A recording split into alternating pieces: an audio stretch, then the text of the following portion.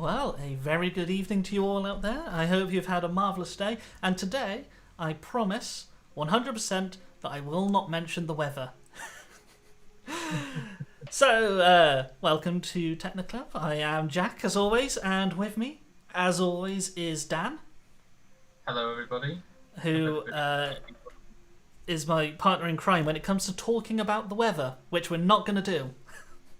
No, we were trying to think about what else we could talk about, but we ran out of ideas, and somehow it's defaulted back to the weather again. It always goes back to weather. Anyway, we're going to jump straight in today.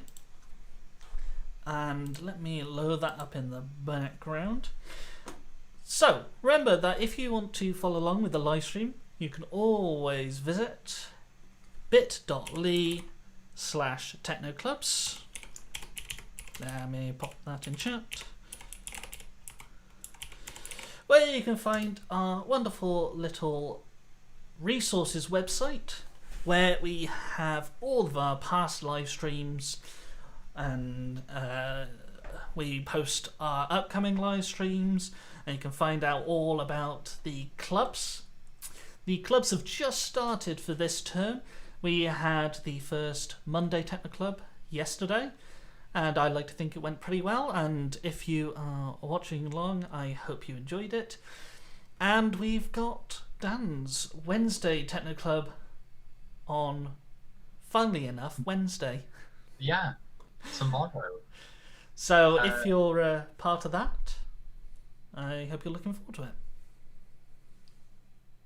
Yes, it should be hopefully a lot of fun. So, see how it goes tomorrow. See how it goes tomorrow. So, in any case, remember that we also have on our oh, where's that button gone? Oh dear. I've lost my buttons. There we are. Remember that we have a live watch-along page where you can view this very live stream. And scrolling down on that page, you can find some buttons where you can interact and you can tell us what you're feeling, whether you want to speed up the live stream, slow it down, or any thoughts, comments, questions. You can do that right there without having to sign into YouTube. Anyway, there's another brief little mention we've got, and that is about the game of codes. Dan, do you want to launch into that? Absolutely. So, we are currently running a game of code competition. So, this is well, as the name suggests, it's a coding or programming competition where you have been challenged to create a piece of software based around the theme of education of the future. And you can work as a team or you can work individually. And there is a closing date of the 26th of March, and there will be lots of different prizes available if you win. And the link, if you're interested to learn a little bit more about that, is currently on your screen now. bit.ly/Game of Codes 2021. If you have a look at that link or navigate to that link, it's also in chat. Sorry, that's okay. Yeah, so it's also in the chat now. If you have a look at that link, you will find lots and lots of information about how you can get involved and various other bits of information, such as contact information if you'd like to hear a little bit more from us about that. So have a look, bit.ly/Game of Codes 2021 if you're interested in taking part. Yeah, and remember, it's a piece of software, so it could be anything. It could be a video game, it could be trying to think. A website, yeah? Yeah. Anything of that anything, sort. And you can use any type of software or coding language that you like to make it. So, for an example, you can use Scratch, you can use Python. If you're doing a website, you could use HTML. You could even use BBC Microbits if you have one. Or if you're back at school, now, and your school has a microbit, you could potentially ask for permission to maybe use a school microbit, anything like that. Exactly. So, with that out of the way, we come on to our plan for today. Today's going to be a bit more, well, I hope a bit more of a relaxing stream. You know, we always like to vary it up, a little bit of coding, a little bit of relaxing, a little bit of gaming, a little bit of coding, and so on. And I'm going to be playing a game today with the help of Dan called Infinifactory. So, this game it's kind of like Minecraft with puzzles. And if I turn the volume up just a little bit, oh, there we are. You can see, well, welcome to my prison cell. Because in this game, I have been captured by some aliens and they are making me run a factory. But it's more than just a factory, it's a factory that's kind of programmed. And the reason I thought we'd do this today is because we talk about programming a lot here at Technocamps, but one type we never talk about enough is the fact that you use programming in factories every day. And without programming, you wouldn't have all your nice products, you wouldn't have your games consoles, you wouldn't have phones. Not just because you need programming on those devices, but you also need programming to make those devices. Anyway, let me show you off my trophy. I had fun. I won. The aliens don't really understand me. Sometimes they drop little bits of cat food through the chute, which I can eat. But here we've got some puzzles that we're going to give a go at today. And the puzzles, it's all about automation. So if I go ahead and make a new solution. Welcome to the Proving Grounds. So we're up in the mountains. Along the bottom of my screen I've got all the blocks I can use. And I've got these 3 kind of vents. And I've also got a play and a pause button and a fast forward button. So let's see what happens when I click play. Ooh. A load of blocks come out. Of different designs.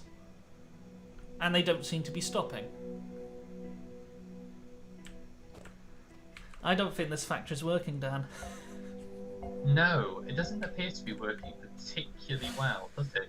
No, let me stop that, and it kind of resets the whole thing. What I do have here, though, are these kind of outlets, and I think this is where the aliens want their products sent. So they want a kind of filled cube over here, and they want a kind of blank cube here, and a kind of circular shaped cube over here. Right. Yeah, and I thought we'd do this today because it's all about automation. And automation is the process of making stuff happen automatically. And we talk about it all the time with smart houses. So, for example, you get these smart fridges now, where if it sees that one of your, maybe your yogurt has gone out of date, it automatically orders new yogurt for you. That's an example of automation. Or if you look at a car factory, you see all those robotic arms assembling the car. They're doing it all automatically without any humans controlling them. Absolutely. So that's what we've got to do here. We've got to automate this factory to get it producing output. So I'm going to take a look at this first one because this looks like the easiest. We've got the blank squares here.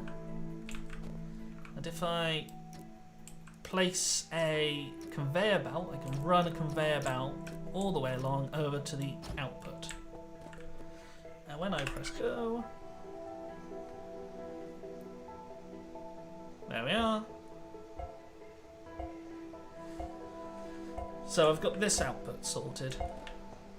whereas the others I still need to do a little bit of work on. But these ones seem to be going fine.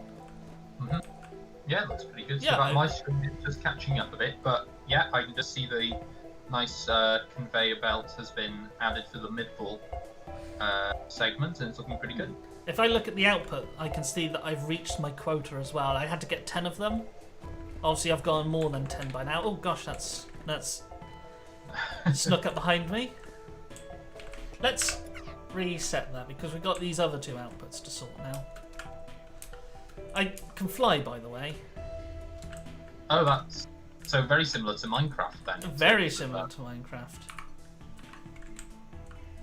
Okay, so which one's this one? This one's the filled block. There's the filled block has to go not to that one, but around the corner to that one. So I assume it'll need to do a kind of hop over. So I'm gonna use a sort of platform block to raise it up one. And then I'm gonna take the conveyor belt and I'm gonna run it around the corner. And onto the output. There we are. I think that should do it fine. This has a lot of parallels with computing because in computer science we talk about inputs, which are these here, and outputs all the time. So these blocks are being inputted into our factory that we're designing, and we have to provide the outputs of the factory. Absolutely. And its inputs and outputs are pretty much fundamental to almost every computer program. Exactly. Whether it's the user inputting stuff on the keyboard, or it's taking maybe it's taking a value that it's finding somewhere online and updating something somewhere. It's all, every computer program is a set of inputs and a set of outputs, and the program is actually transforming those inputs to the outputs. Absolutely. So let's press run because we're kind of doing 3D programming here, and part of that is we always debug everything, and that it means we run it in stages, just see where we're going. So I'm going to press play. Oh, hang on. Got a small issue here, small blockage. If I delete that... Hang on, let me give that another run. See, get my bearings. Ooh, okay. Oh dear. Oh no, that's not a good plan. I don't know what you can see on your screen, Dan, but I lost my conveyor belt. I'm currently... I've just seen the blockage, so I'm currently awaiting to see what the implications of trying to fix that blockage were. My conveyor belt was stacked on top of another conveyor belt. Oh, yeah, there it goes. So there it went. Oh dear. Okay, so obviously that needs to go up one. So let me delete that one. Delete. Delete. Let me raise it up by 2 rather than 1 this time. So while Jack is working on that, debugging is a process, as I'm sure those of you who've tuned into our previous Technolive streams know, debugging is a fundamental kind of concept which everybody has to complete in computer programming. Everybody who writes computer programs will at some point make some kind of mistake. I mean, I do it practically every day when I'm writing programs for university work. I'll make some kind of mistake. I'll have to debug. It's just a natural part of programming. Yeah, we do it every single live stream. Something goes wrong. It's a completely normal process, and it's something that we all have to do. So never feel, it is frustrating. We all feel a bit frustrated sometimes when we make mistakes and we just can't quite figure out what the problem is. But it's a completely normal process. So don't ever feel like you're doing something wrong. It's something that we all have to do whilst we're programming. Okay, whilst you're doing that, I've been doing a little bit of debugging myself, and I've worked out what the problem is. And the problem is this world has gravity, so we can't just have things floating in the air, Or at least not conveyor belts. So I'm going to kind of raise it up at the corners just to see. There we are, it's staying nice. And we've got the blank cubes being counted. And we now have the... oh, hang on. Oh, dear. I think I know what happened there. We had this block here is the wrong block for this output.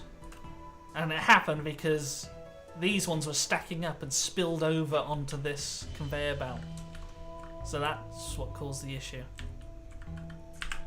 So let's... Oh yeah, I'm seeing what happened now. Let's sort these ones out now. Where do these ones have to go? These ones have to go over there, so... What do you think, Dan? Should I go under or over? Well, from what I can see from as the live stream is catching up, I'd possibly go under, I think, perhaps. Under? No, maybe go over. Go over. Oh, okay. So... Let's go over. Oh, wrong type of block. I think hanging a conveyor belt like this will be fine because it's connected to the stone, so it should just stay there nicely. We'll see when we run it. Absolutely. And again, that is another important part of debugging, is running the program, you know, and just seeing what the output is. If it doesn't work, well, you know, you can try and figure out what you can do to fix it, but you might find that suddenly it's working. So running your program is just a good way of trying to resolve any problems. If anyone was wondering what that error was that just flashed up on my screen, that's because I got too far away from the thing. And the aliens don't like that. So they're telling me off for it now. Okay, let's give this a go. So hang on, we've got this input sorted, the coloured in squares. We've got the blank square sorted, and now we're trying the ring squares. Let's give it a go. Oh, they're really not happy with you going too far away. Okay, so ring squares are going fine, blank squares are going fine, and filled in squares are going fine.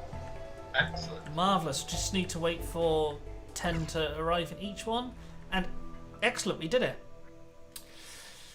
Now, we do get measured on how many blocks we use and how much space they take up, and also how much wastage there is. But I'm not really that good at it, so I kind of ignore these graphs. But generally speaking, this is the type of thing that we might have mentioned in a previous live stream about the efficiency of code as well, isn't it? And sometimes there can be several different ways of producing a program, but the goal is to always try and find the most efficient way. Yeah, and if you make something that's very inefficient, you need a more powerful computer to run it. And if you're making something like a game, it means that people have to have a more expensive computer. So it means that less people can play your game because less people can afford the computer. So Absolutely. in computer science, making things as efficient as possible is really important. Anyway, we're on to the next level here. And we've got these lovely little IKEA-style instructions. They are very IKEA. Yeah, the alien's got 2 blocks. And there's some kind of type of block there that seems to be welding these blocks together. And if I view the block list to see what we've got, yeah, we've got these new welder tools. And if we take a look at the output, we've got 2 blocks together, but these blocks are welded. So in the first challenge, our code was just there to take the inputs and put them straight in the outputs. But now we actually have to process the inputs. So what have we got? We've got filled in squares this side. We've got blank squares this side. So let's get a conveyor belt on the go. I'll probably need to meet in the middle. Is that kind of lined up? Yeah. Yeah.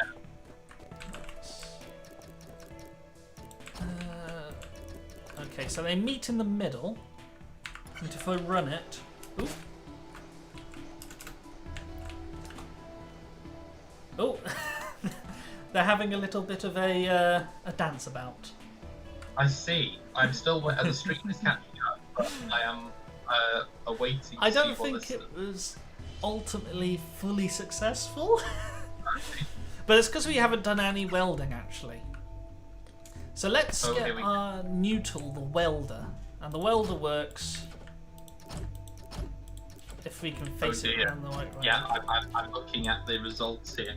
Oh dear. Yeah, the dance off is Yeah. I mean, this is really embarrassing, but it's been so long since I played this game, I've forgotten how to rotate a block. Oh, it's Q and E. That makes sense. So, yeah, now I can rotate that around. And as soon as I put them two together, they're going to act as welders. So they should weld the blocks together. Let's give it a run and see what we get. So, welded. Oh, no, it's just welding. Oh, we've got another dance-off. Okay, so what if I get rid of these two conveyor belts and I replace them with conveyor belts going this way?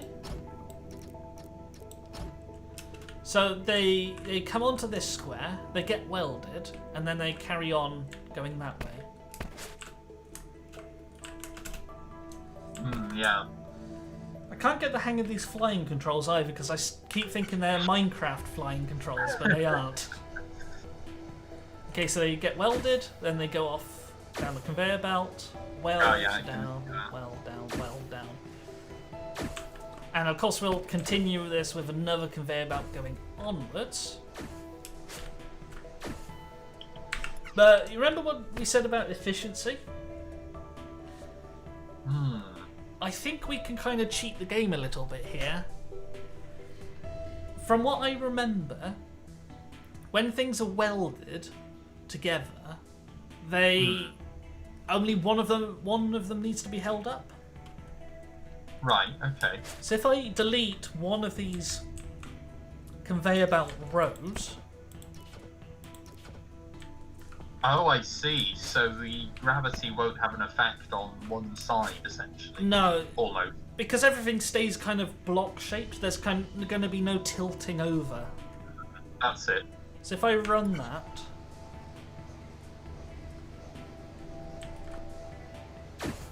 See, when they weld... they only need one side hitting the conveyor belt to be carried away. So I've kind of reduced... I've gotten rid of 4 conveyor belts there, so that's much more efficient. It's much cheaper. So now if I add 3 down there, that should be all I need. Hang on. I will be 1 second, Jack. No worries. In the meantime, we'll see what this turns out to be. Okay, so we're getting some good outputs coming out now. 7 to go, 6 to go. I think we are fairly safe with that. So there's even a fast forward button. There we are. My apologies. It's so windy up here today. The wind has just been blowing open doors. Oh, damn. You know what you've done, don't you?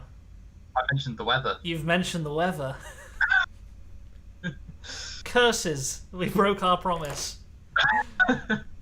I'm seeing the factory working well, though, on my screen. Yeah, it turned out quite well.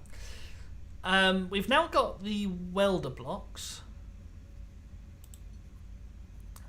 So we should be on to puzzle 3 now. Let's give this one a go. Oh, we've got another IKEA-style one. Okay. What does this alien want? He's saying there's a type of block, got conveyor belts, Oh, I think you can push things onto blocks and it just doesn't move anywhere. Hmm. For anyone who's curious, that's a scary skeleton in the corner. Because there is a plot to this game, but I'm not going to go into details about it. But, yeah. Looks like we want them welded together, so let's get the conveyor belt going. But I think what the alien's suggesting is push them onto blocks. Yeah, it seems to be. Yeah. Let's see what happens. Let's do a little bit of debugging. Okay. Okay. Interesting. Oh, and we've got an error. So they definitely need to be welded together. Hmm. Okay. So let's reset that. Let's just try putting a load of welders around. Oop, not there.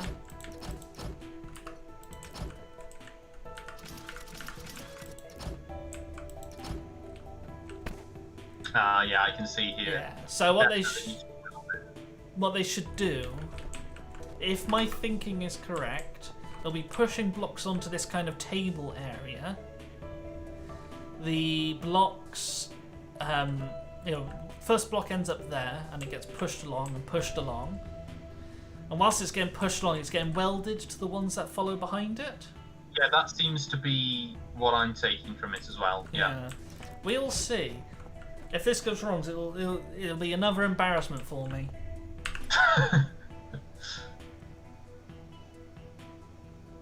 Okay, so they get welded. Nope. I've made a mistake. It's welding 4 of them now. Oh. I think I know why. I think this table here is too long. Because if a block gets onto the second part of the table and then moves on to the third part of the table, if it's on the third part of the table, it must mean it's being welded to the previous 2 blocks. So if it's on the third part of the table, that one will want to be a conveyor belt, hopefully. Yes. Fingers crossed. So the 2 get welded, then 3 get welded. Excellent, and it's off underway into the output. And is it being counted? Yeah, it's being counted. Excellent. There we are. I don't think we could do that with any fewer blocks, could we? I don't think so. I think that's the most efficient we can make that. We'll have to see. We'll have to see what the graph says. Ooh, okay. Ooh, okay. So some people managed to do it with... I think no one managed to do it with fewer blocks. Mm-hmm. No one has managed to do it with a smaller size. But some people have managed to do it with fewer cycles. I have no idea how they would do that. We're getting slowly more efficient as we're going on and learning. Anyway, we're on to puzzle 4. Let's create a new solution. What's going on here? Okay, so we've got a tower. We've got filled in boxes on the bottom and blank ones on the top, and it wants them welded together. So let's just try. Oh, this is a particularly tall one as well, isn't it? Yeah, let's just try that and stick some welders in there. Or welders facing backwards, as I managed to do. So I'm thinking maybe they land and then they weld and they move on. Let's try it.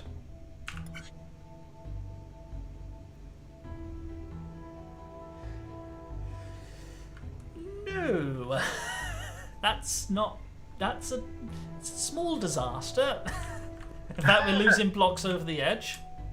Although I could see what you were thinking now. Yeah, I don't think that's the right solution. Now, I can't just do it with the table method, because I'll land on the table and there's nothing to push them off the table again. Yeah, that's the thing, isn't it? So... Oh, there go the blocks. Yeah, what could I do? What could I do? What could I do?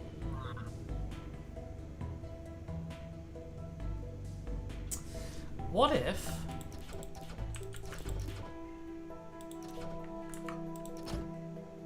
the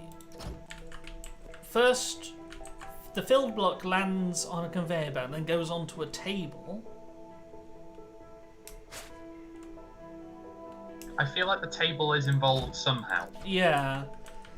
And the top one goes along a conveyor belt and lands on top of the filled in one. And only when they are both stacked on top of each other, then can we get the welders out. If only we could use an if statement.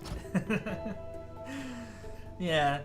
It's very much still programming, but it's a very different kind of programming. And it's still got the same skills that you need, the computational thinking skills. Absolutely. You know, so spotting patterns and spotting where things repeat, and maybe breaking problems down. Let's try. Okay, so that's landing. And then it gets pushed off. Brilliant. And we've got a lovely little pattern on the go. It's repeating constantly. And I think all we need to do now is just cart it off to the output. I'm just waiting for it to catch up on my end of the stream here. Oh, here they come. Oh yeah, that's excellent. Oh, crumbs. I fell off the side. And I've managed to draw a load of conveyor belts going off into space. Oopsie. I'm looking forward to seeing this. Oh, no, there we are. There we are. I keep walking off the edge, it's very... Oh, yeah, there you go. Okay, so that comes down, waits for one to land on top, they get welded, and then pushed along by the next one along. And yeah, they get counted, so I think we got this one in the bag. I can't see how that would have been could have been any more efficient. Oh, I'm sure. What it does, this game, is it looks on the internet to find all possible solutions. I'm sure there's someone out there who's been very clever and managed to do it in ridiculously low number of blocks or low size or whatever. Yeah, I didn't do so well on that one. Yeah, people have done it in fewer blocks and fewer cycles and smaller footprints. That's quite impressive. It doesn't go any way to making me feel good, but excellent. Okay, so we're on to puzzle 5 now, and I think we're making good time. We're nearly out of the proving grounds. Excellent. So let's give puzzle 5 a go. Ooh, there's a skeleton in the corner, so we're just going to turn around and ignore that skeleton. Oh, okay, there's the output. Ooh, interesting. It's kind of wanting to weld in 3 ways, so it's a little bit more tricky, this one. So if you are following along at home, feel free to send us any tips through the chat or through the Technoclub's website. Of course. If you think that we're missing something, or if there's a potential solution that you think might work, feel free to send it across and we will give it a go. Exactly, and you know, sometimes in these live streams we could use all the help we could get. Absolutely. Anyway, for this one, we'll need to weld these 2 together, It should be alright. It should just be a case of... I think we'll need to use the tables again. Yes. Or no, we should just be able to use the... Well, the welder alone should be fine, right? Yeah. Let's run that and see if it works. Ah, okay, so we might need a table there, because otherwise... Because this is kind of in the middle, it's not... and the welders are 2, whereas this gap is 1. We can't just have them meet exactly in the middle, they have to meet off to the side. Oh yeah, I can see. So that means that this square over here is going to arrive later than this one. So if we pop a table down, that should act as a kind of break. Yeah. Because if we did a conveyor belt, it'd go shooting off into the distance, and that would be useful for us. There we are, that seems to be working fine. So we got we got 2/3 of the problem sorted. Now we need to weld on one of these, ignoring the skeleton. So yeah, we need to get that one over there. So let's just run a nice big long, not a table, my mistake, a conveyor belt.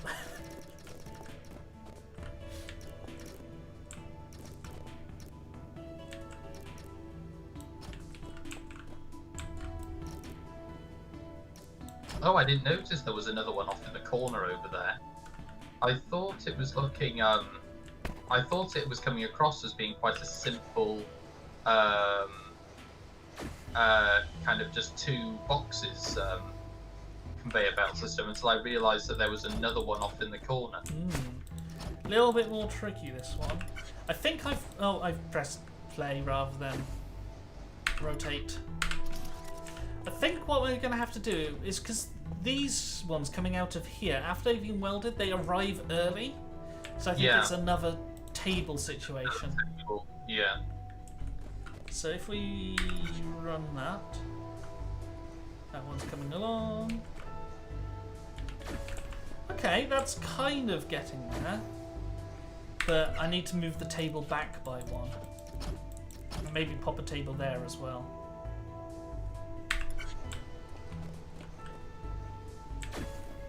I'm just trying to pick the best angle that doesn't show off the skeleton. Okay, so I think we're going somewhere. Hang on, let me restart that. We get the shape that we want. Oh, where's pause? No, I missed it.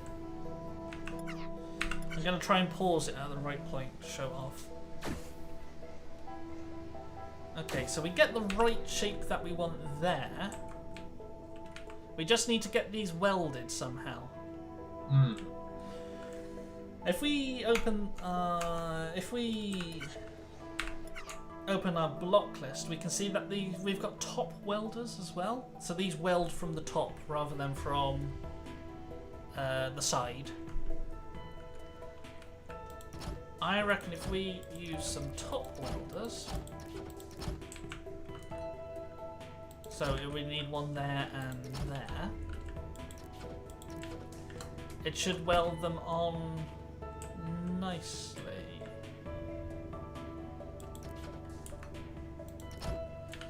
Actually, oh no, they float. I forgot they float. No, they don't float. The opposite of float. What is the opposite? They have gravity, so they can't just float up there. I think that's gonna do it. I think. Fingers crossed. Ah!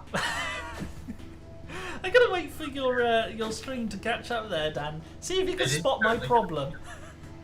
It's currently catching up, so I'm braced and ready. It's not gone exactly to plan. Oh right, the play button's been pressed, so I'm about to witness. Oh dear. Oh dear. I think, and I'm not blaming anyone, I think someone built the support structure in the way of the output. Yeah, there's no one to blame in particular for this, you don't think? No, it wasn't my fault at all. Someone took over my computer and made that mistake, not me. Okay, I think we're getting the right shape now. It's coming out, and I think we just need to kind of cart it off to the output now. So,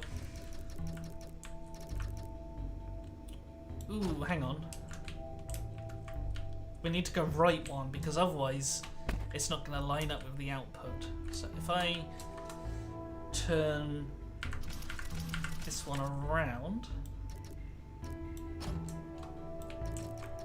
and go on like that, hide the skeleton, and press play.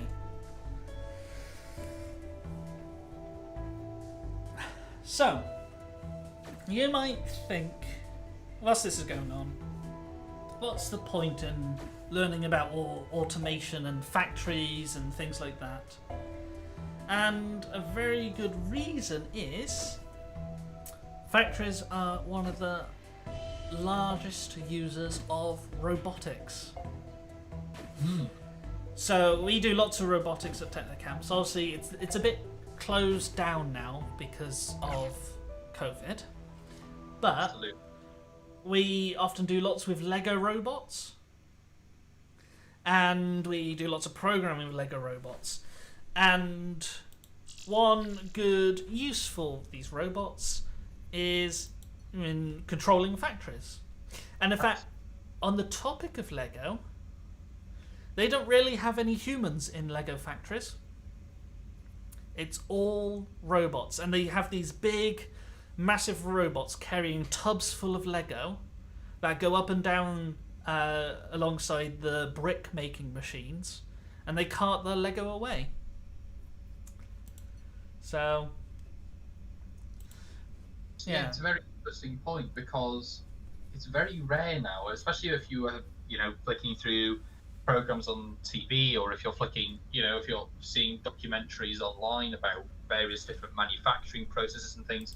It's very rare that you, in today's society at least, see much in the way of human involvement with some of the manufacturing processes. When it comes to the actual creating of the products, it is mostly done through automation. Well, we've come on to the next area now. So we're out of the proving grounds and we're in the sky dock. I'm surrounded by some very beautiful clouds and some very scary spaceships. I don't think I can visit them actually. Can I visit them? Oh no, that's warning. Yeah, the aliens don't like that. But they're introducing me a new concept now. They're introducing what looks like a button and what looks like a pusher.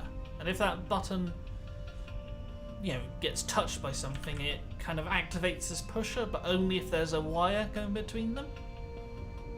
At least that's what I make out of it. And looking down here, I think that's what we have to do. So we have to get some kind of box over to the output. It seems to want to come out of there. And it goes along this conveyor belt that I can't delete. And if I press play, they just kind of get stuck there. Which isn't used to anyone. So I think what has to happen is we need something to push these off this conveyor belt. Oh my goodness, look at the sky. Sorry, that just distracted me. It's a lovely starry sky out there. Anyway. Oh, so it is. So I think I'll need some conveyor belt coming out of here. And going to the output. I'll also need this pusher block.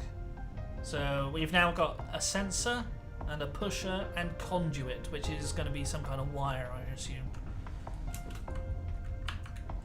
So let's get a pusher. And let's make sure it faces the right way. That looks like the right way. So I assume when it's activated, it's going to push things off this conveyor belt. Well, it seems to be the... yeah. Yeah. We'll need something to sense it, so we'll need the sensor. Nope, that was the wrong thing. Sensor. Rotate. Will that work?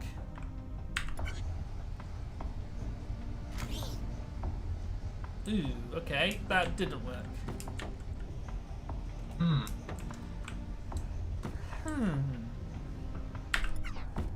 I think what the problem was, as soon as the block hit the sensor, it activated the pusher, which meant the block couldn't go onwards. I think there needs to be some time between hitting the sensor and... I don't know, let's try it with a gap, and let's use conduit to give it the power it needs, but let's give it a gap of 1. See if that fixes it.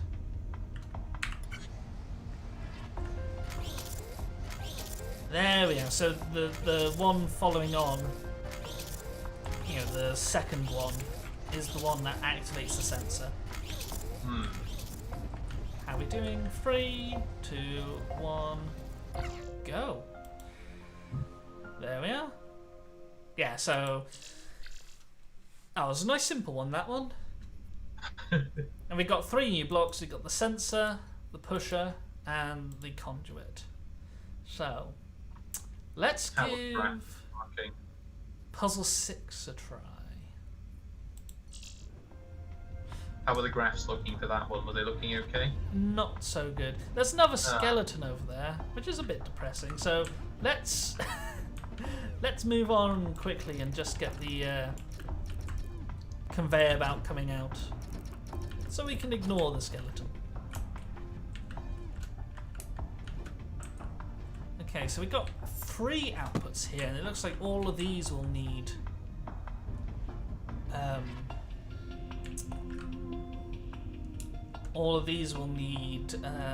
blocks. Huh. That's got me slightly worried now.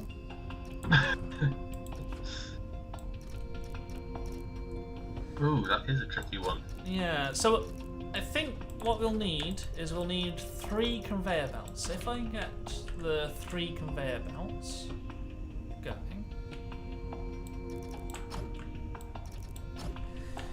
we'll need to somehow push some of them onto the right conveyor belt, some of them onto the left conveyor belt. So we will need a pusher at some point, and we'll need a pusher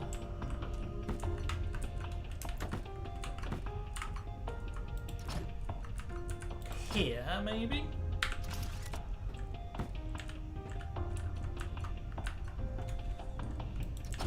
Oh yeah, that seems kind of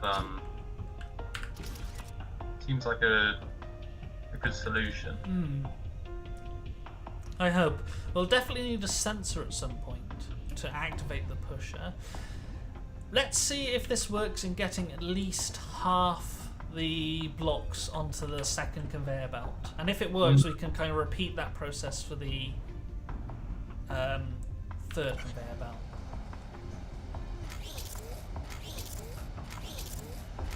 Huh. That's pushing all of the blocks onto the the side conveyor belt. The end conveyor belt, yeah.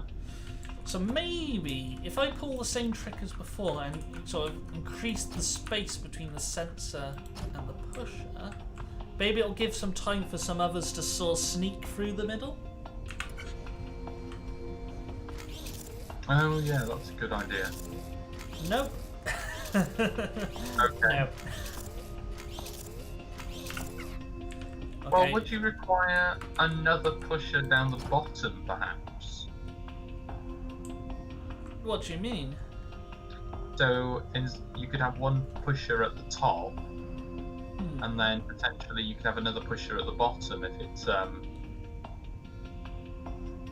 in order to direct some of the other blocks onto the other rows. Yeah. We'll definitely need another pusher somewhere.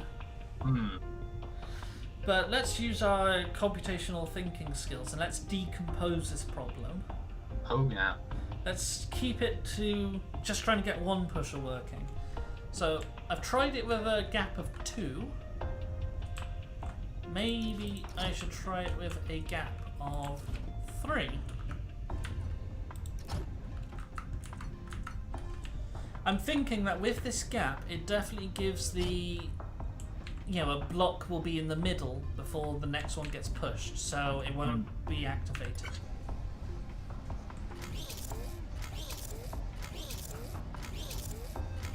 No. Absolutely not. Hey. Oh, it's tickling my brain, this one. Let's get rid of that conveyor belt because it's just getting in my way and making me angry now.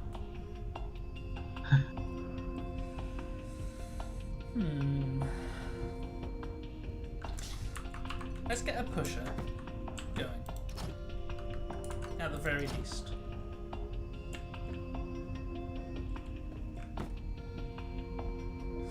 I need that pusher to be activated, but when should it be activated? If we have one there, activate, it'll activate there, it'll activate for that one, it'll activate for that one, and so on and so on and so on.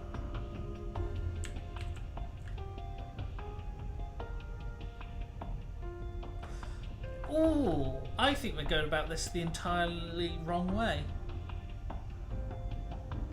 Okay. Do you know what we've forgotten? We've forgotten a table. We can use tables, can't we? Of course.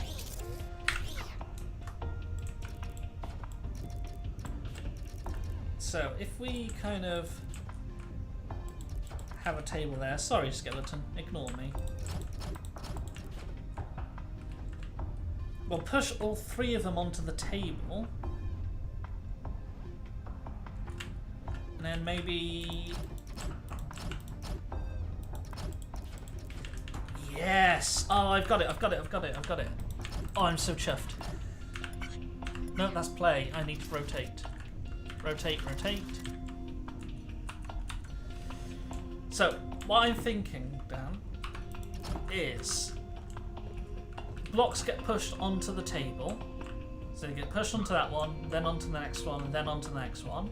And when they're on the end one, that's when they hit a sensor. And the sensor then activates all the pushers, which pushes all of them onto the 3 conveyor belts. And then the conveyor belts do their thing. Oh, look at that. Hopefully. I don't think it's the most efficient, but we'll see. So, onto the table, get pushed along. My mistake, it's only activating 1 pusher, so let's add some conduit there. Let's see how that looks.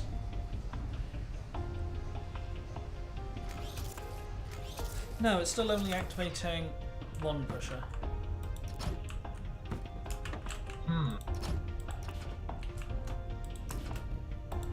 Yeah, we need to make sure that the electricity can flow between each one of the pushes. properly, yeah. Let's give that a go now. Yeah, there they go. On their way. Excellent. Oh, I'm happy with that. Although I don't think this one's going to be quite that efficient. I'm sure someone's got a really clever solution that beats this in every way. Oh, absolutely. There will be, no doubt, someone will want something very fancy indeed. I'd love to see their solution though, so I can learn from it and Hmm. work out the problem. Hey, actually, we did really well on cycles.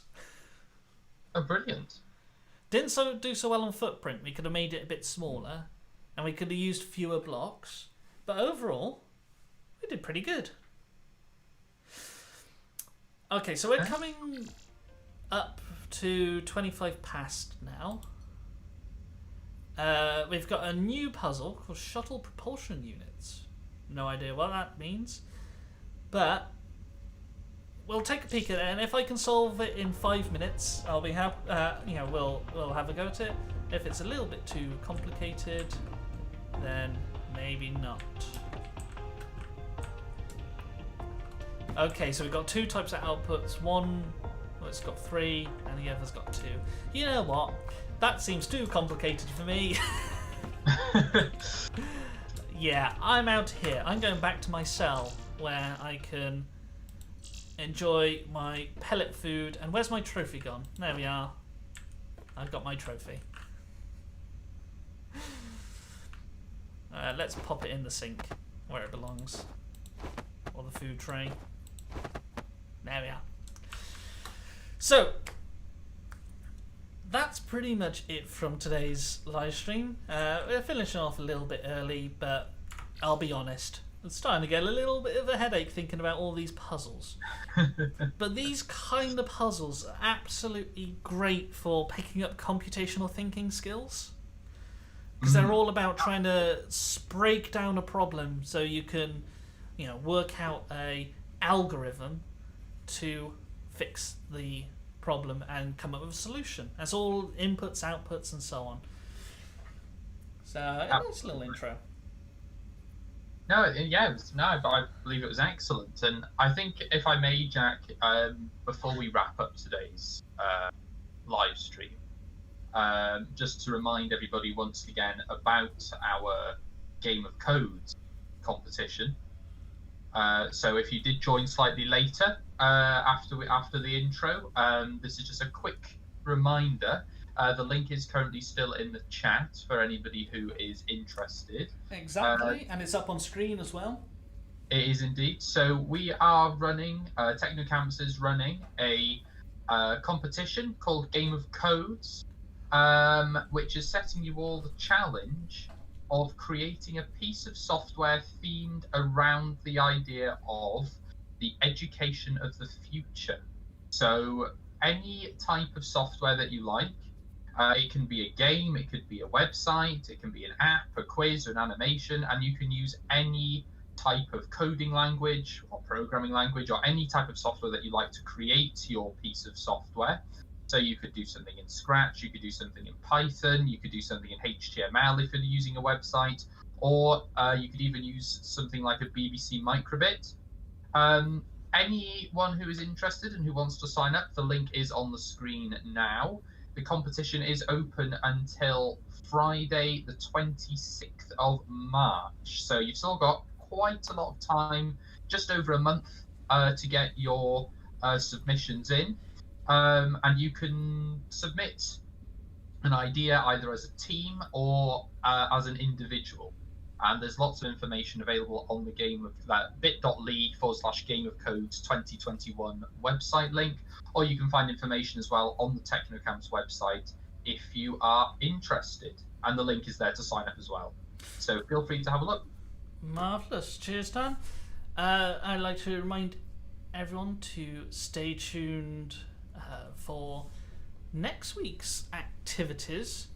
I don't have a schedule, unfortunately, today. I've kind of had a couple of computer problems, which it was awful. I had my operating system had a little bit of an upset because yeah, well, I forgot to change out I needed to change out the clock battery that's in my computer, and it reset a load of stuff. But anyway, just a reminder for anyone who is interested. You can see all this on our Technoclub's website, on our resources website. But next week, for Monday Co-Club, we are doing combat for the Make Your Own RPG. Next Tuesday, for the live stream, we are doing a little bit of speech synthesis. So we'll have the computer talking to us. On Wednesday next week, we'll be doing a little bit on sequencing and decomposition. And on Friday Technoclubs, they'll be doing, all sorts, whatever, lots of fun, random little experiments and, just interesting stuff. Absolutely. So, if you're interested in any of those, remember you can find all this information out on bit.ly/technoclubs. Absolutely. In any case, I think that's it from me. And unless you've got anything you want to say, Dan? No, I think that's everything for today. Thank you very much, everybody, for watching. We hope that you enjoyed this slightly different live stream this week. Hope that you enjoyed it. And remember, about computational thinking. If you enjoyed it, like, comment, and all that. You have to say that at the end of videos now. It's kind of the YouTube law. But in any case, I hope you have enjoyed, and we will see you hopefully next week. Absolutely. Thank you very much, everybody, and see you next week. Goodbye.